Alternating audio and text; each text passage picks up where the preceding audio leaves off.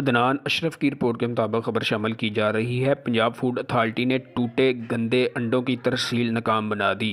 Food safety ٹیموں نے چندہ قلعہ جی ٹی روڈ پر انڈے سپلائی کرنے والی گاڑی دھر لی۔ 4000 ٹوٹے انڈے تلف، 4000 ناقابل استعمال ٹوٹے انڈے موقع پر ہی تلف کر دیے گئے۔ دوران چیکنگ گاڑی سے ٹوٹے گندے انڈے برآمد ہونے پر کارروائی عمل میں لائی گئی۔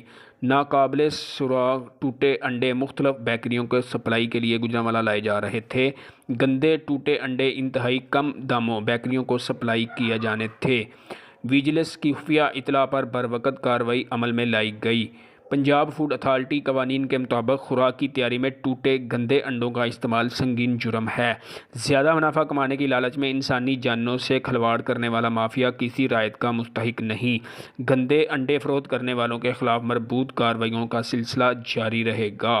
عوام الناس تک معیاری اور صحت بخش خوراک کی یقینی فراہمی کے لیے تمام ممکن اقدامات کر رہے ہیں۔ D G food authority Raja Jahangir انور۔